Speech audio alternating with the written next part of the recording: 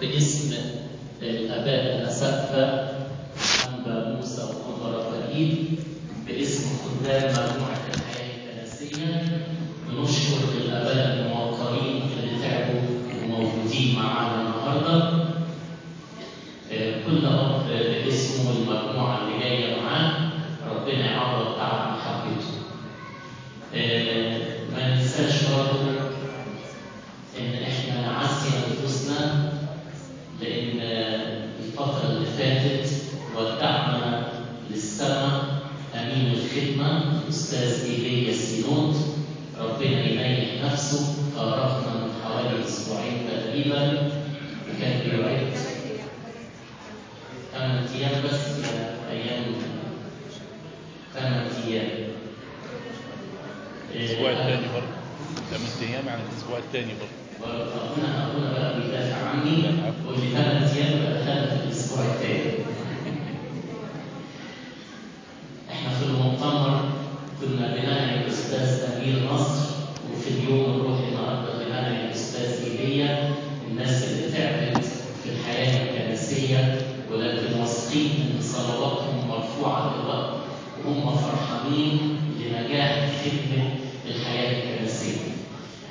مش عايز أتكلم كتير، لكن أترك بقى الأمر لكي نستمتع مع أبونا يوسف تدرس الفومي يكلمنا بقى عن موضوع ابننا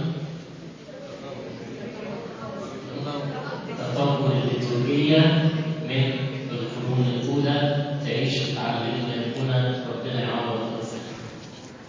خليل موسى.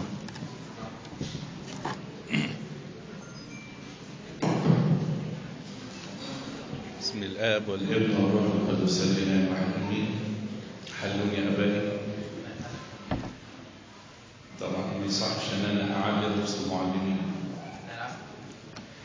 لكن يعني بسماحهم وباتضاعهم ومحبتهم بيسمحوا لي إن أنا أتكلم في حضور الآباء، عشان كده نطلب منهم الحل والبركة.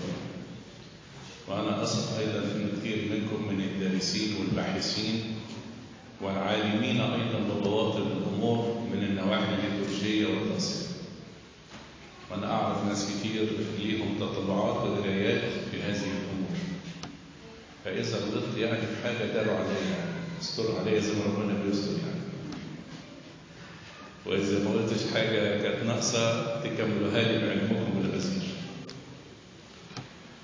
حتة التطور الليتورجي لا تعني القداس فقط، لأن كلمة ليتورجية ومعناها العبادة الجماعية بتعني كل طقس موجود في الكنيسة. كل طقس موجود في الكنيسة. المعمودية بنطلق عليها ليتورجية المعمودية أو ليتورجية الإيمان. الإكليل أيضا بنقول عليه ليتورجية الإكليل. كل الأسرار صحيح في بعض الأسرار ما فيهاش صلوات ومردات زي سجد اعتراف مثلا، لكن أيضا ممكن مجازا نطلق عليه ليتورجية لأنه في كاهن وفيه معترف. وإيه هو الطقس؟ لما نيجي نعرفه نقول هو النظام الكنسي للعبادة. كلمة طقس من تقسيس في اليوناني، والمقصود به ما نقولش المعنى، نقول المقصود به هو النظام الكنسي الموضوع للعبادة. وطبعا النظام الكنسي أخذ من السيد المسيح رأسا على كل المجد، وبعدين الآباء الرسل تركوا الحرية بعد كده لكل شعب حسب ثقافته وحسب وضعه أن يطور في هذه الليتورجيات دون المساس بالجوهر. ودي نقطة مهمة جدا، دون المساس بالجوهر. عشان كده مثلا معلمنا بولس الرسول يقول ليكن كل شيء بلياقة وحسب ترتيب. وتلاحظوا يقولوا قبل ما يقول كلمة ترتيب قال كلمة لياقة، يعني يكون لائق للزمان والمكان والناس. يعني أديكم مثلا مثال في الحتة دي. احنا لما بشرنا اثيوبيا بالإيمان المسيحي واديناهم الأداديس القبطية بتاعتنا ال 14 قداس اللي لسه موجودين عندهم لحد النهارده، رأينا إن ثقافتهم تتفق مع استخدام الطبول في العبادة. فما قلناش ان دي خطيه او غلط ولازم نتبع نظامنا احنا حرفيا، فتركنا لهم الحريه. ولحد النهارده الكنيسه الاثيوبيه بتستخدم الطبول جوه الكنيسه واي طقس بتعمله، سواء كان طقس شعبي بيعملوه زي عيد الصليب في الميادين ولا غيره، او جوه الكنيسه في القداس. فهنا في نوع من اللياقه تناسب العصر وتناسب المكان. وبعدين كلمه معلمنا بولس الرسول لما حط القواعد وبعدين رجع تاني يقول ان في اما الامور الناقصه فحينما اجيء ارتبها. دي كورنثوس الاولى صح 11. يعني اذا في امور ناقصه في الرسائل ما اتكتبتش، لكن هذه الامور لها ترتيب. واحنا قلنا الطقس هو الترتيب الكنسي للعباده، فاذا كل الامور الطقسيه كانوا بتسلم للكنائس بهذه الطريقه. وكلمه ارتبها الترجمه الحرفيه ليها في اللغه اليونانيه ارتبها بنفسي للدقه. هو صحيح نفس المعنى قريب من بعضه، لكن لما يقول ارتبها بنفسي معنى كده ان هو مستلم طقس معين عايز يسلمه للكنيسه في كورنثوس بحسب ما هو استلم. ومن هنا انتم عارفين ان معظم الطقوس هي طقوس استلاميه. تسلمتم من الرب ما سلمتكم ايضا. وعشان كده دايما احنا بنعتمد على الطقس على الممارسه، ان يستلموا الكاهن الجديد من الكاهن القديم ومن جيل الى جيل بهذه الطريقه.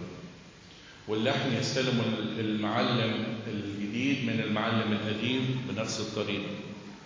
وطريقه العباده وطريقه الخدمه. صحيح احنا دلوقتي نقدر نقول ان معظم التقاليد ومعظم الطقوس مكتوبه في كتب، انما برضه احنا بنعتمد بالاكثر على الممارسه العمليه. لان حته الممارسه العمليه هي شيء قوي جدا بيجعل الامر مطبوع في الذهن، مطبوع في الذاكره، مطبوع في اللاوعي. يعني احنا استلمنا حاجات مثلا في طفولتنا من ابائنا الكهنه وجدودنا مطبوعه في ذهننا، لما كبرنا ودرسنا عرفنا الحاجات دي ليها اصول في تاريخ الكنيسه وفي عبادتها، هم خدوها بالممارسه، احنا خدناها بالدراسه، لكن الامور دي كلها بتنطبع في الذهن وفي اللاوعي. من ضمن الامور مثلا اللي بتضاف بعد كده في الطقس وبتتطور، يجي مثلا واحد زي القديس بولس الرسول يقول اطلب اول كل شيء ان تقام طلبات وصلوات وابتهالات وتشكرات لاجل جميع الناس. خدوا بالكم العباره دي عشان الكنيسه فسرتها ازاي. لاجل الملوك وجميع الذين هم في منصب لكي نقضي حياة مطمئنة هادئة في كل تقوى ووقار. الكلام ده في الرسالة الأولى للأسقف تيموثاوس في الإصحاح الثاني. خدوا بالكم تاني من الآية يقول إيه؟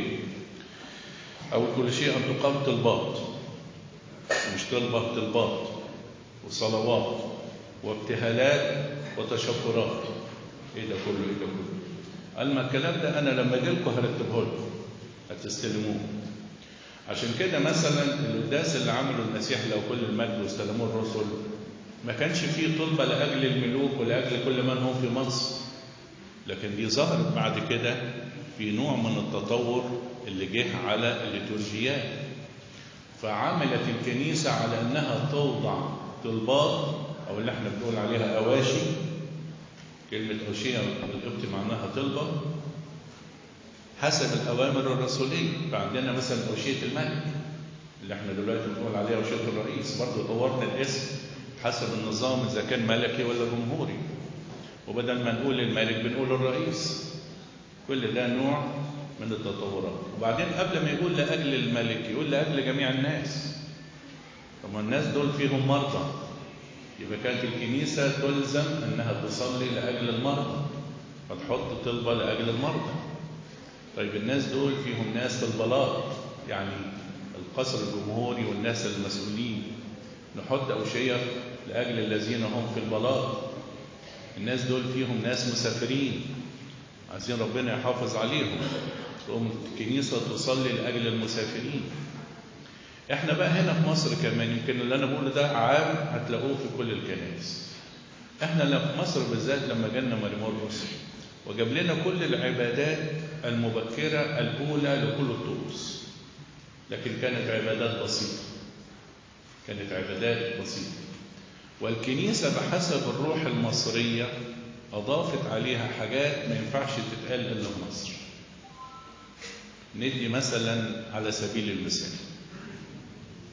احنا بنصلي في قداسنا دايما أوشية لأجل فيضان النيل اللي هي أوشية المياه، تصليها الكنيسة في وقت الفيضان، وبعد ما يخلص موسم الفيضان نصلي لأجل الزروع، لأن بعد الفيضان في زروع، وبعد الزروع ما تنتهي نصلي لأجل الأهوية والثمار. وتلاحظوا أن الثلاث أواشي دول مترتبين حسب الفصول بتاع السنة المصرية القديمة.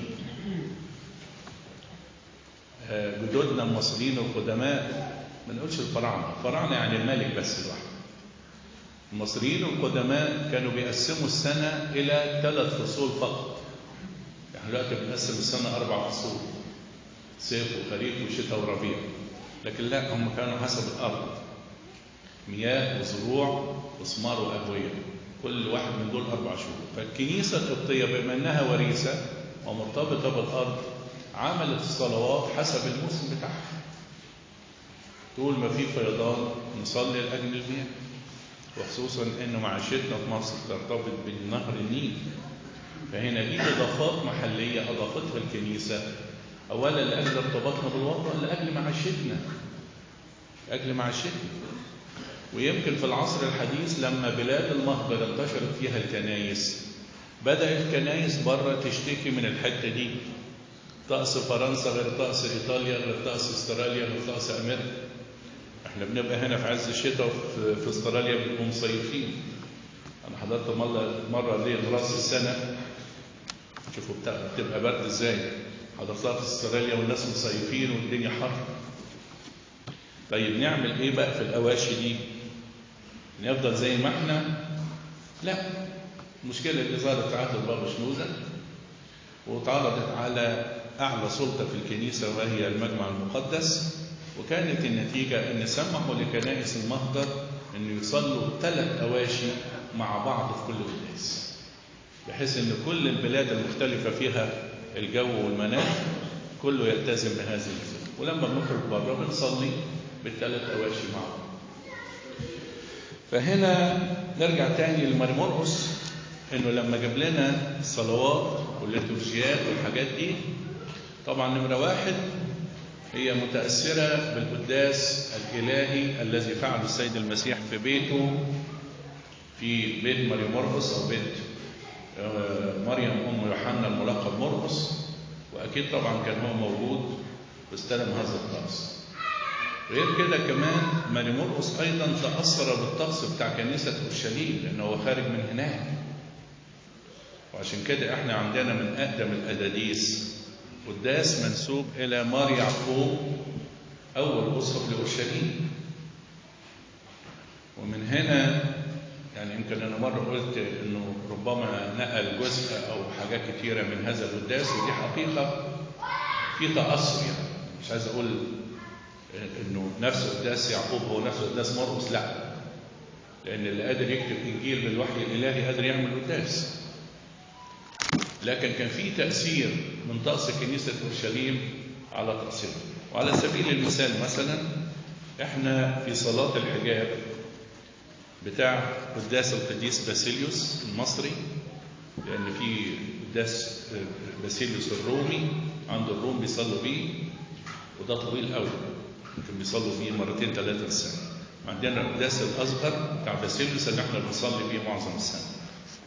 مرة أعتقد بس مش ليكم، كنا في مؤتمر كيرانوس اسكندرية، لقيناهم محاضرة عن تطور القداس الباسيلي بحسب ترتيب الكنيسة المصرية، لأن في تطور القداس الباسيلي بحسب كنيسة الروم الأرثوذكس، يختلفوا طبعا لكن الأصول واحدة. فهنا الروح المصرية ضغط حتى على القداس. فعلى سبيل المثال عندنا صلاة الحجاب اللي هو بنبدأها نقول يا الله الذي من أجل محبتك للبشر التي لا ينطق بها. طبعا الآباء عارفين النص كامل بتاع صلاة الحجاب. هذا النص مأخوذ بنصه من قداس مار يعقوب أخو الرب، ولا تزال تصلي به كنيسة أنطاكيا السوريانية. إخواتنا السوريان بتوع كنيسة أنطاكيا لا يزالوا يصلون بقداس مار يعقوب. هنلاقي نفس النص ده هو الموجود عندنا. فإن بما أن المنبع واحد اللي هو أورشليم والقداس الإلهي، فبالتالي في تأثرات من الكنائس. عشان كده تلاقوا مثلا جوهر التقديس في كل الكنائس على مختلف لغتها وعقيدتها، تلاقي جوهر التقديس واحد. إن اختلفنا في اللحن ده ممكن ده وارد، كل كنيسة بتحط ثقافتها ولحنها. كل كنيسة ممكن تحط حسب ظروفها الأواشي اللي عايزاها، زي ما احنا حطينا كده ارتباطنا بالنيل والغيره. لكن جوهر التقديس لا يختلف في أي قداس في كل الكنائس التقليدية.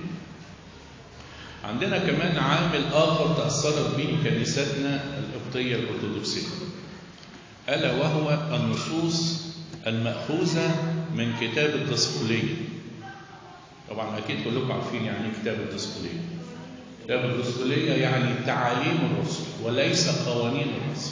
فرقوا ما بين ده وده. قوانين دي مجموعتين ولها أرقام. في قوانين مرسلة على يد المندس، وفي على مرسلة على يد غيره، ده القوانين. لكن التعاليم مش محطوطة بصيغة قوانين، إنما محطوطة بصيغة شرح. يعني أتمنى أن أنتم تقروا هذا الكتاب الهام جدا اللي هو تعاليم الرسل، وخصوصا طبعة الدكتور ويليام سليمان. هي طبعة ضخمة جدا ولكنها محققة يعني، ونصوصها يعتمد عليها.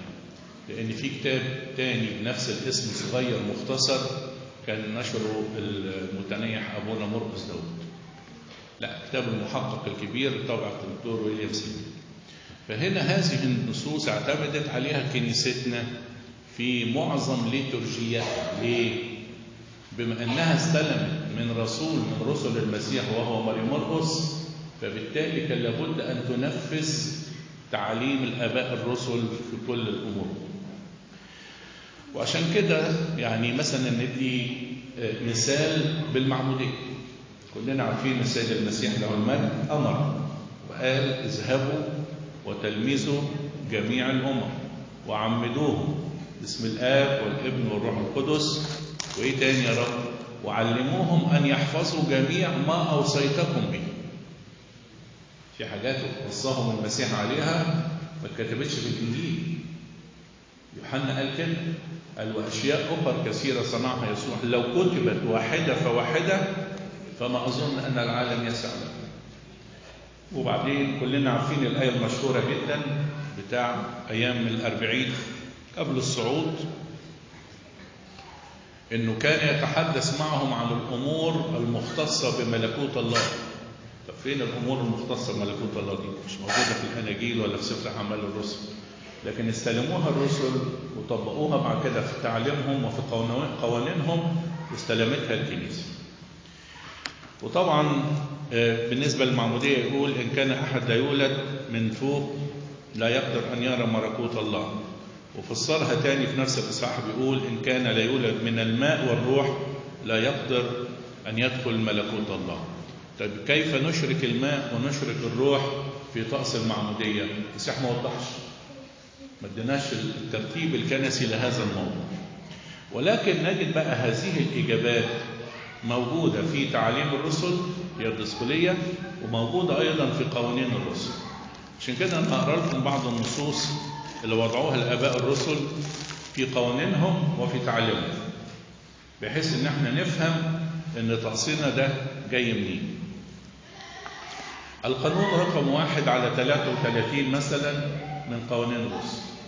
1 يعني المجموعة الأولى، 33 ده رقم القانون. يقول إذا اصطفي واحد للتعليم فليجب عن سيرته.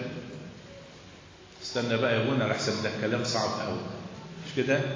لا احنا عايزين بقى نصحى والناس اللي نعسوا دول يصحصحوا. عايزين نفتح الودان، افتح الذهن، عشان الكلمة هتخبطك هتصحيك، وتيجي تسألني عليها في الآخر أقول لك أنا جاوبتك عليها. كم واحد نام؟ كتير؟ طب نسأل. يعني إيه إذا اصطفي واحد للتعميد؟ يعني إيه؟ يعني إذا اخترت واحد للتعميد، طب اصطفتوه من بين إيه؟ من بين ناس عايزين يتعمدوا، بس ده اللي بقى مستعد. ليه؟ لأن كان لابد أن يتعلم الموعوظ كل التعليم المسيحية ويؤمن قبل ما يتعمد، عشان الكتاب قال من آمن واعتمد خلص. يبقى الإيمان قبل إيه؟ قبل المعمودية. فهنا نتأكد من إيمانه ونتأكد من تعليمه ونصطفيه من ضمن إخواته. ماشي، دي مرحلة مهمة. كل ده تخش في الاستعدادات. يقول لك فليجب عن سيرته. مش هو اللي يجاوب عن سيرته، لا، حد يشهد له. كل كلمة تقوم على فم إيه؟ شاهدين أو 3. يبقى في ناس شهود يشهدون. وغالبا كانت الشهادة هنا بتتم من المعلمين الذين يعلمون الموعظين. وفي الكنيسة الأولى كان يلحقهم بمدرسة اسكندرية اللاهوتية في اسكندرية، أو بمعلمين ملحقين بالكنائس. ودي اللي هي بواقيها ظهرت من قريب في حكاية الكتاتيب اللي كانوا بيقوموا عليها المعلمين في الكنائس. دي بقايا المدارس الأولى اللي كانت تعلم الإيمان، كان لابد تكون ملحقة بالكنائس. فهنا لابد أن يكون الشهادة هنا للي هيتعمد من المعلمين اللي علموه أنه اجتاز هذا الأمر. هل عاش بعفاف وهو موعوظ؟ شوفوا بقى الأسئلة اللي لازم يشهدوا له فيها. هل أكرم الأرامل أو عاد المرضى؟ يعني ايه عاد المرضى؟ زارهم يعني.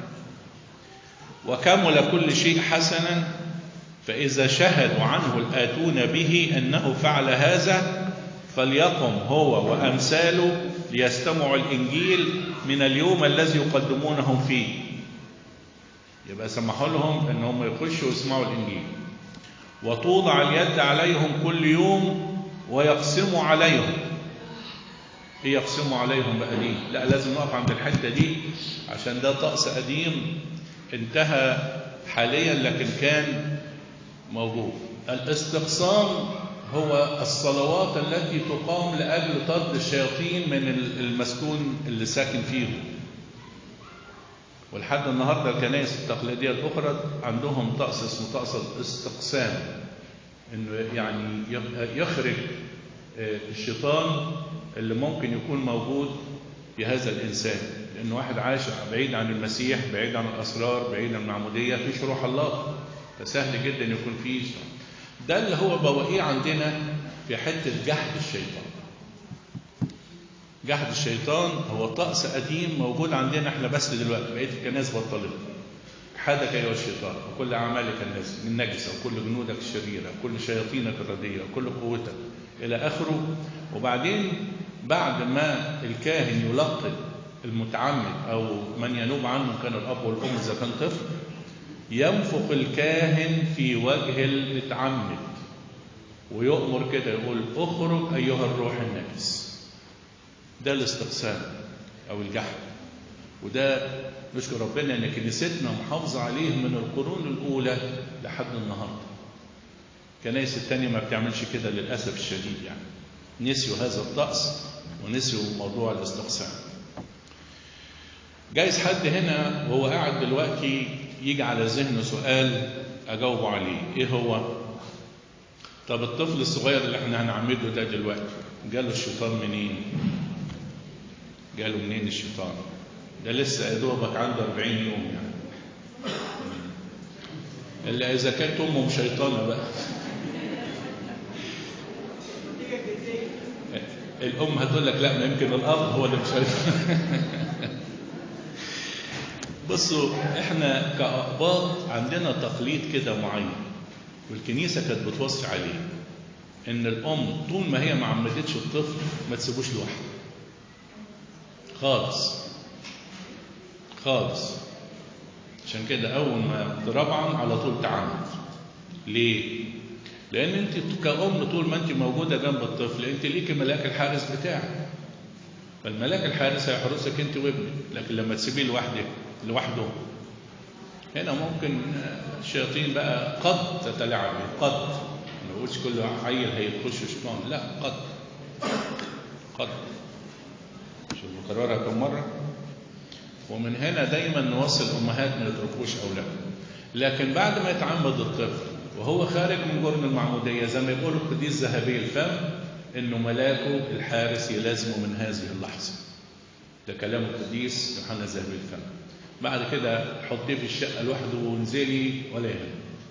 وحتى لما يكبر ويجي يقع والعيلة يخبطوه بالطوبة والطوبة تبقى جاية على عينيه، تبص تلاقي الطوبة حاولت كده، والحمد لله العين عليها ايه؟ انتم بتقولوا ايه الحارس؟ الملاك الحارس، لانه ده انطبع في الذهن الشعبي عندنا على طول. فهنا حته الاستقسام اللي بيقولوا عليها الرسل دي ده طقس قديم نشكر ربنا ان كنيستنا محافظه عليه لحد النهارده. فاذا قرب اليوم الذي يتعمدون فيه فليستحلف الاسقف كل واحد منهم كي يعرف انهم اطهار. يستحلف هنا يعني يقرره، يعني يقول له اقرار، هل انت فعلا عشت كانسان طاهر ولا لا؟ كنوع من الاعتراف يعني. فان كان واحد ليس طاهرا فليعزل ناحيه، وخصوصا هنا يؤكد على الطهاره الجسديه، عشان دلوقتي طلع لنا نغمه مبوظنا طقوسنا مبوظنا عقيدتنا، وان احنا خلاص في العهد الجديد اصبحنا اطهارا طب ما في سفر الرؤيا يقول لك الذين لم يتنجسوا مع النساء، مش موجوده في سفر الرؤيا دي؟ يبقى في نجاسه ولا ما فيش؟ المسيح قال ما جئت لانقض بل لاكمل. ورأينا بعض الاباء يتهاونوا في اعطاء الاسرار في ناس غير مستعدين جسديا. الله هو اللي يحاسب بشأن، لكن الذي يعرف الاصول والذي يعرف التعليم يقدر ما يتأثرش بالتعليم الغربية اللي بتجينا دلوقتي. احنا فتحنا شبابيك على الأفكار بتاع الكنائس التانية اللي انحرفت على الإيمان وعمالين يجيب منها ونحاول نطبق وبس. فإن كان واحد ليس هو طاهرا فليعزل ناحية لأنه لم يسمع الكلام بأمان، لأنه لا يمكن للغريب أن يعتمد أبدا. الذين يعمدون يستحمون ويصلون في خامس السبوت. خامس السبوت هنا بيشير لحتة حد المعمودية اللي هي محافظة عليه الكنيسة النهاردة كاسما. طبعا احنا بنعمد في أي وقت من السنة ما عدا أيام البسخة، لكن كانوا في موسم هنا للموعظين إن هم يعمدوهم قبل القيامة عشان يحتفلوا بالفصح المسيحي مع المؤمنين ويقوموا مع المسيح. وده اللي هو بنقول عليه النهارده حد التناصير. إن كانت منهم امرأة طمسة فلتعزل ناحية لتعمد في يوم آخر. طمس يعني الدورة الشهرية، تمنع المرأة من سر عظيم زي المعمودية. فإذا كانت تمنعها من المعمودية كم وكم من السر الأعظم، الخيبة الثقيلة اللي نزلنا في الكنائس دلوقتي. سامحونا احنا بنرجع للأصول. والذين يريدون أن يعمدوا يصومون يوم الجمعة ويجمعهم الأسقف يوم السبت في موضع واحد ويأمرهم بالصلاة والركوع، وإذا وضع يده عليهم يقسم على كل روح غريب أن يهرب منهم ولا يعود إليهم أبدا بعد الآن. الجحد هو بقى ظهر.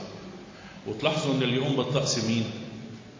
الأسقف، لأن الأسقف هو الذي كان له حق وضع اليد في الكنيسة الأولى وله حق التعميد.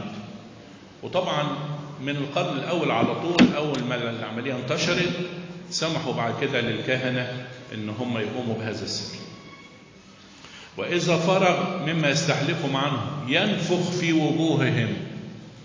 يبقى النفخة اللي بديها الكاهن دلوقتي في جحد الشيطان هي أمر من الرسل موجود. وبعد أن يرشم جباههم وسمعهم وأنوفهم يقيمهم وليتحفظوا ليلهم كلهم. احنا حتى النهارده بعد ما نجحد الشيطان بندهن الطفل أو المتعمد بزيت الغليلاوي ده قبل المعمودية. قبل المعمودية بندهنه بزيت. هو ده اللي هو بيقصدوه ان هو يدهن بيه هذا الزيت، وحطوا المواضع معينة. طبعا هنا كنيستنا المصرية بما لها من خبرة مصرية قديمة في فتحات الجسم، زودت بعد كده في الميرون بقى ان وصل عدد الرسومات الى 36 رسم. وده برضو تنفرد به الكنيسة القبطية دون سواها عن كنائس العالم. والذي يعمد لا يدخل معه بآلة، يعني مفيش حاجة تنزل معمودية معاه. عشان كده لحد النهارده يقول لك الكاهن يفحص الطفل اذا كانت بنت لابسه حلق نقول لهم ايه؟ العود. كان حد لابس سلسله نقول له لحم. اي آلة اي حاجه. في البعض بيفضل انه ينزل، نقول له في الحاله دي تسيبه للكنيسه ما تاخدوش. وبناخده انا يعني عملت كده كتير وخدناه للخدمه يعني. بس طبعا نغسله برضه مكان الميرون ونحميه وكده، ونحميه بالنار اقصد يعني. عشان برضه يقول لك ليه بواقي الميرون يكون فيه. المهم نيجي بعد كده عند الطقس اللي هو تتم فيه. كل ده كان الاستعداد في موضوع المعمودية. طقس طبعا يقول لك كانت تبدأ قبل الفجر. أنا هقول كده بسرعة عشان النصوص طويلة مش عايز أدوشكم بيها. وتتم في مغطس. الرسل قالوا كده تتم في مغطس. كلمة مغطس يعني لازم يتغطس جواه الشخص كله. ليه؟ لأن بعد كده أنتوا عارفين من القرون الوسطى بعض الكنائس بدأت تستعمل المية بالرش، وبعض الكنائس بدأت تسكب الماء على رأس الطفل بس. يعني أنا شفت بعض الكنائس يمكن من ضمنهم الروم، الطفل بيبقى مكابل ملابسه ويمسكه الكاهن وياخد من مية المعمودية يحط على رأسه 3 مرات بس. هي دي المعمودية. اسمه مغطس، اسمه تغطيس. حتى العيد بتاع عماد المسيح بنسميه عيد الغطاس. وبولس الرسول قال مدفونين معه في المعمودية التي فيها أقمتم. مدفونين. في واحد بيجي يدفنوه يدخلوا راس التربة ورجليه بره، سيبوا حتة وياخدوا حتة. الدفن يعني يدخل التربة كله، لأن المعمودية هي دفن الإنسان العتيق ويقوم الإنسان الجديد مع المسيح بعد ما ياخذ مواهب الروح القدس. فيتم التقديس. وبرضه الرسل ما منعوش عماد الأطفال، لكن قال لك إذا كان في عماد الأطفال يتم أولا بعدها الكبار، وبعد كده يهدنوه بزيت الاستحلاف وإقرار الإيمان بقانون بسيط. وبعدين يقول لك كان يصاحب العماد بعض التراتيل والألحان. ويقول لك دي فيها إشارة من بولس الرسول في لأهل أفسس، ذكر جزء من اللحن أو الترنيمة اللي كانت بتتقال وقت العماد. لذلك يقول استيقظ أيها النائم وقم من بين الأموات فيضئ لك المسيح. في أفسس صح 5 قال لك دي كانت اللحن أو الترنيمة المصاحبة للعماد، عشان ده ميت مع المسيح في المعمودية ويقوم معه. كانوا بيقولوا له كده. قال لك لذلك يقول، هو بينقل نص موجود. لذلك يقول استيقظ أيها النائم وقم من بين الأموات فيضيء لك المسيح. وبعدين يلبسوهم الملابس البيضاء. في القانون بقى 1:34 نلاقيهم بقى بيشيروا بالنص للموضوع ده. في الوقت الذي يصيح فيه الديك فليصلى أولا على الماء، ليكن الماء يجري إلى المغطس أو يخر عليه، لتكن هكذا إذا لم تكن سمة ضرورة. إيه يخر عليه؟ وإيه يعني؟ يكون مية صبحة نقية، ما تكونش مية راكدة في بركة أو ريحتها طالعة أو غيره، لأن المعمودية هنا معمودية نقاوة، فلا بد أن تكون كل رموزها في الحالة دي فيها نقاوة. وأن كان هناك اضطرار نسكب الماء الذي يوجد. يعني لو اضطريت بقى حتى مش نافعة، أنت عارف طبعا ما كانش فيه كنائس مبنية زي دلوقتي، كان يعمدوا في البيوت أو في الكهوف أو في المغاير، لكن يقول لك إذا اضطررت هات المية بعد ما تصلي عليها واسكبها عليه كلها. وليتعروا ويبتدوا أن يعتمدوا الأطفال الصغار، ومن لا يقدر فليقل آبائهم عنهم أو أحد من جنسهم، وبعد أن يعمدوا الرجال الكبار يعمدوا النساء أخيرا. ويحل النساء شعورهن، مفيش واحدة تنزل بضفاير، ويضعن حليهن الذهب الذي هو عليهن، ولا ينزل أحد بشيء غريب معه إلى الماء. وفي الوقت الذي يعتمدون فيه يشكر الأسقف على الزيت الذي جعله في إناء ويسميه زيت الأخارستية أو زيت الشكر يعني، ويأخذ زيتا آخر ويستحلف فيه ويسميه زيت الاستحلاف. بالنسبة لموضوع الزيت الاستحلاف ده أو الجحد، هو المعروف الآن في الكنيسة بزيت البهجة أو الغليلون. وعشان كده في صنع الميرون بيتعمل الصنفين، الميرون لوحده بيتقدس بطريقة معينة، والبواقي بتتعمل بزيت الغليلون وله طقس معين وله. كل ده احنا جبناه منين؟ جبناه من تعليم الآباء الرسل ومن قوانينهم، وما زلنا محافظين عليه. يعني الكنائس التقليدية الأخرى ما عندهمش زيت الغليلون أو زيت البهجة. ليه؟ نسيوا، مش محافظين على هذه النصوص وعلى هذه العوائد التقليدية القديمة. ويكون الشماس حاملا زيت الاستحلاف ويقف على يسار القسيس الذي يساعد الأسقف، ويأخذ شماس آخر زيت الشكر ويقف على يمينه. يعني الشمامسة هنا بما لهم من خدمة هم اللي بيحملوا هذه الزيوت.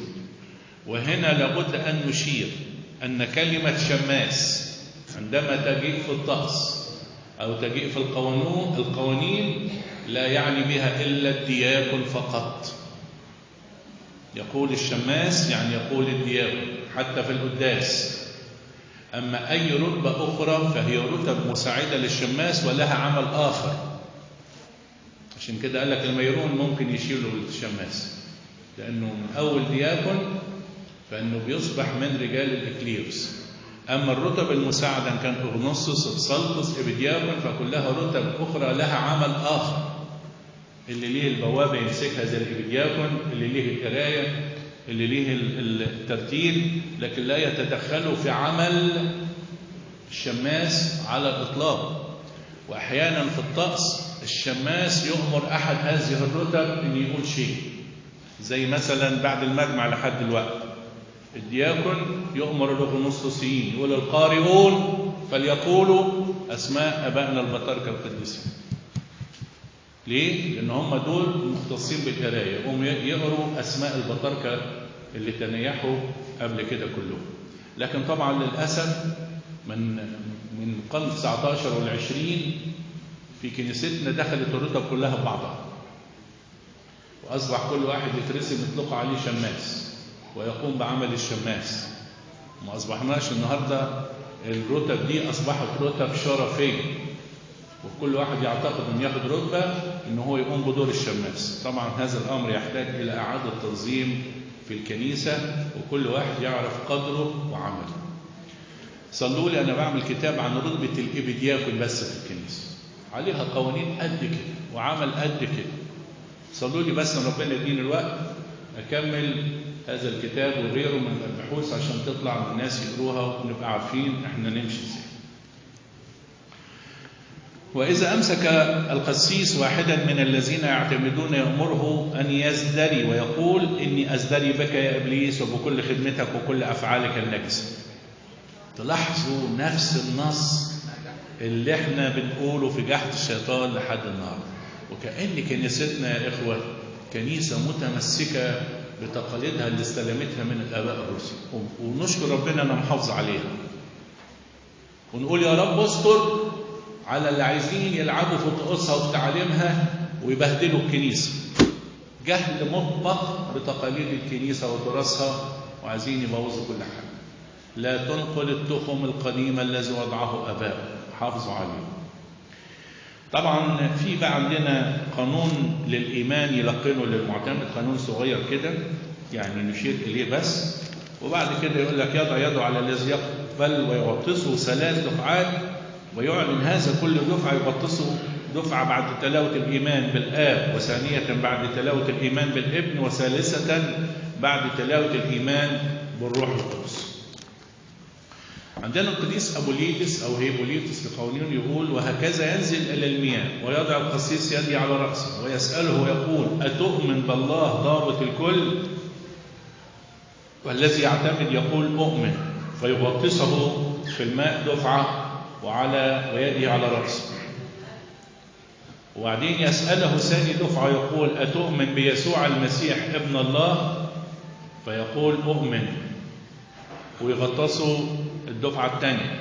ويسأله دفعة ثالثة ويقول: أتؤمن بالروح القدس البارقليط؟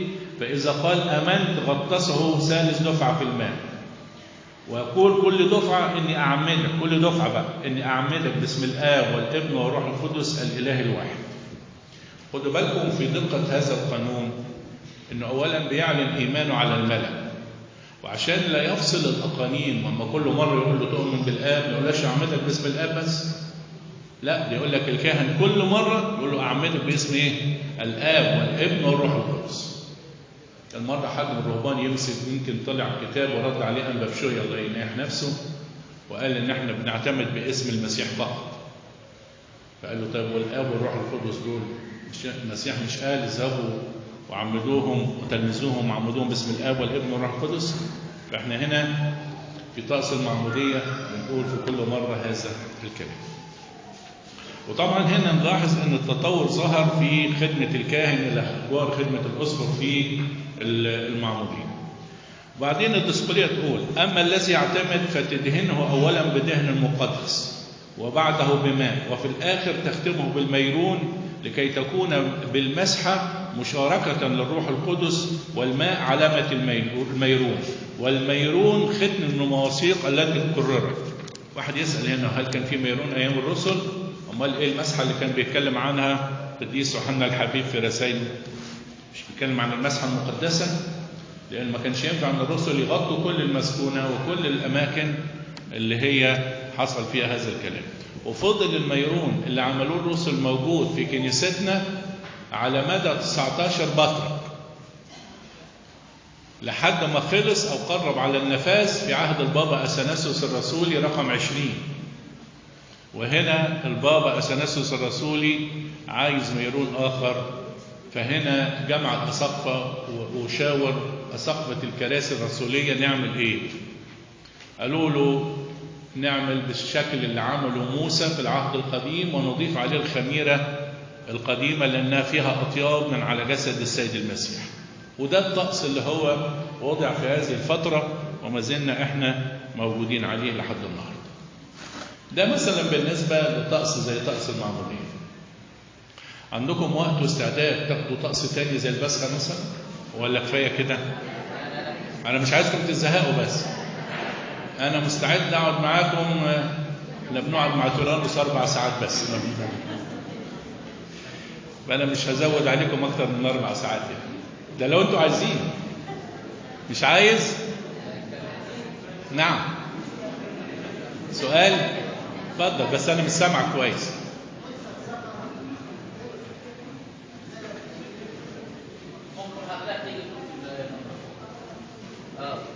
تعال اتفضل. في هنا مايك الدول بعد اذنك.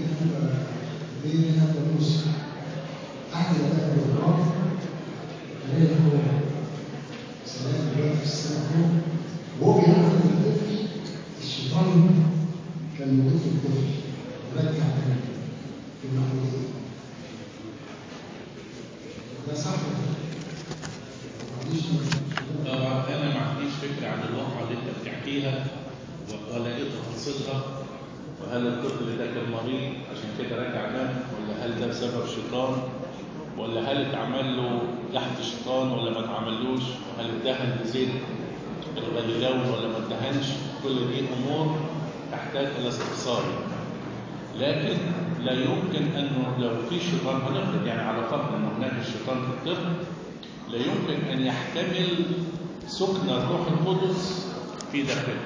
الشيطان ده لازم يطرد فورا. طبعا ده يورينا قد ايه ان الروح اقوى بكتير من الشيطان، والذي معنا اقوى من الذي علينا.